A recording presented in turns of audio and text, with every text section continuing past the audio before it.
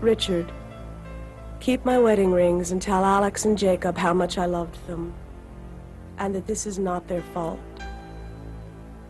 I can't do this anymore. I love you. Please understand. I just can't do this anymore. Suicide, the final act of those who feel life's problems are so overwhelming that the only way they can cope is by ceasing to cope entirely. Angie Fenimore was such a person. But during her suicide attempt, Angie discovered the turmoil she was facing in this life was nothing compared to that which awaited her in the afterlife. Hell is a matter of suffering, and I was in hell long before I took my life. Where I went was just a manifestation of what I was already experiencing. I wanted so badly just to end my life and to be done, and what I found was that I took all that with me, and it was multiplied, just intensified beyond anything that we even have the power of understanding in this life. And so it was absolutely the worst thing I could do. There was no escape. Angie was the product of a dysfunctional home. Her mother left early on, and Angie assumed the responsibility of taking care of her younger sister and her father, an alcoholic. The young girl carried out her new role as best she could, but the situation began to deteriorate, and eventually Angie became a victim of psychological abuse, sexual abuse, and was consumed with feelings of utter worthlessness. At 19, Angie attempted to neutralize her ongoing mental anguish by getting married and having children. But she soon realized that having a family of her own would not free her from her secret misery. I had fought depression for years and feelings of self-loathing that went along with how I'd been raised, and I felt like I was a horrible mother. I felt like I was dooming my children to a horrible existence, and I felt like I was actually going to be doing my family a favor by leaving them. Initially, Angie thought death would take her to a better place, an idea which had been confirmed by her stepmother.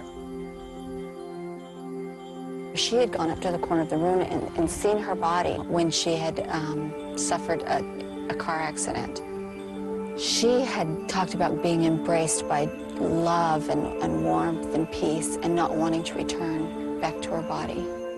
But such a tranquil transition would not be the case for Angie. My experience was completely different than anything I'd ever heard about.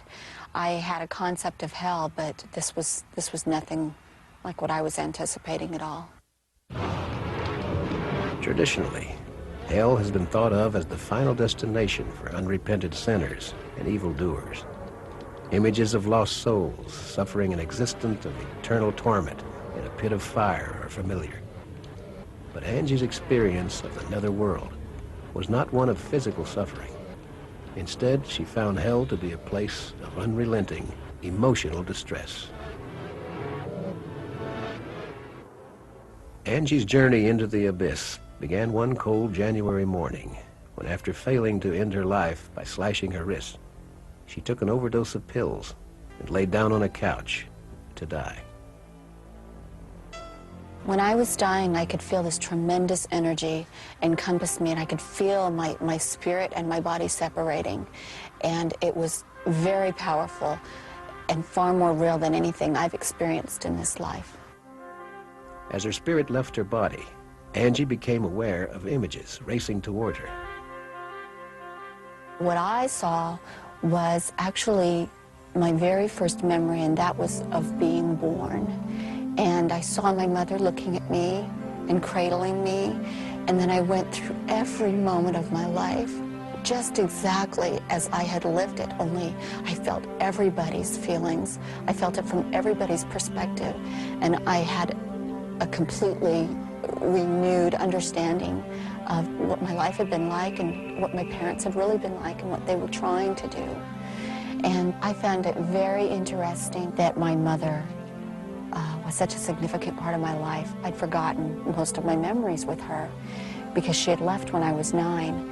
And most importantly, I think I understood that she loved me. As Angie continued to look back on her life, she began to sense that she wasn't alone.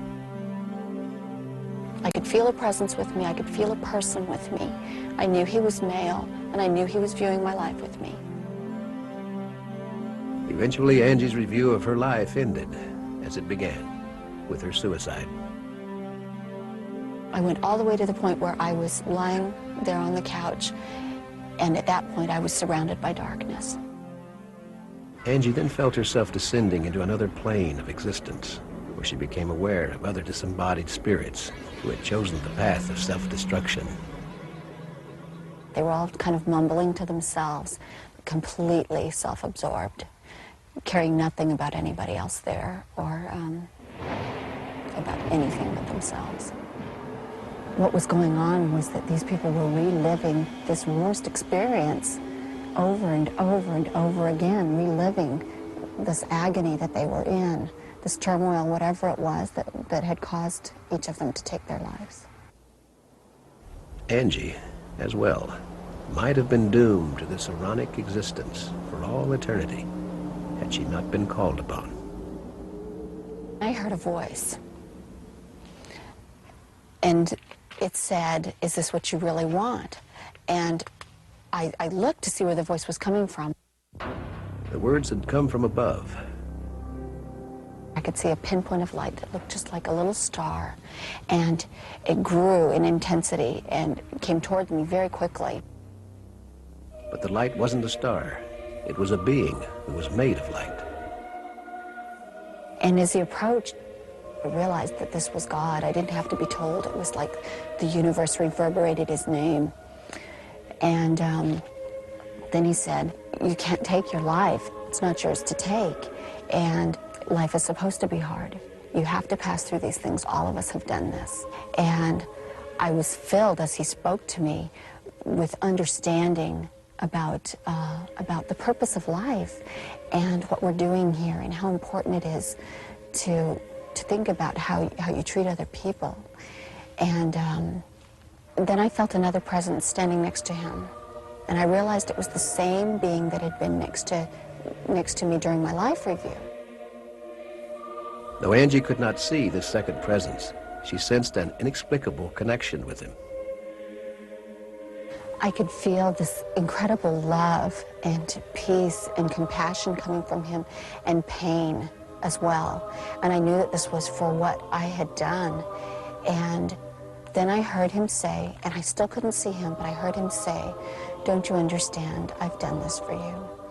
And when he said those words, I understood that I was in the presence of the Savior of the world. And I could feel what he had done for me. I was taken into that experience, into when he suffered for me. And I caught that moment of his life and understood that this was a very real and literal thing that had happened. And then I was shown what would happen to my children if I were to take my life and remain dead. And my oldest son in particular was harmed so terribly by the grief and the pain that he would have to suffer through his life that he was rendered incapable of even completing his mission here successfully. With the knowledge of the potential fate of her children, Angie's desire to die disappeared. And it was at that point that I was ready to come back. I think I just needed to understand that my life is not my own, that what we're doing here is so important, and every life that we touch is important. Angie's return to her body was instantaneous. When I came back, I rushed very quickly through the darkness, and when I opened my eyes, I was lying on the couch, and I could feel all the pain that I'd experienced, the drugs that I had taken, and my husband was coming through the front door at the same time. Looking back on the incident, Angie now realizes how she came to a place where she felt the need to kill herself. I didn't get there because other people had done things to me as much as that I had chosen not to overcome the things that are intentionally given to us, problems, things that we need to overcome so that we can grow. I still have trials that I have to overcome, but the important thing is to find happiness and to actually make happiness.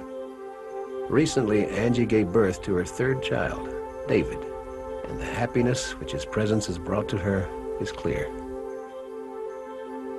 I've often wondered how come I was permitted to come back, and all I can really say about that is that I am filled with gratitude that I was. I don't know for sure. All I know is that I still had purpose here, and that I was important, especially to my children. In her book, Beyond the Darkness, Angie chronicles her most amazing journey and details the information she was given about a scheme to land us all in hell. One of the things that I was told is that there is a being of darkness, that he's very organized and that he has concourses of dark angels that assist him, and their main purpose is to thwart the plan of God, to direct those of us who are here in mortality to do harmful things. But because of Angie's harrowing experience, she knows she can avoid the plans of the Prince of Darkness by living her life in the light. And by doing so, her life has improved immeasurably. Yeah, life is great, and being in the light is wonderful.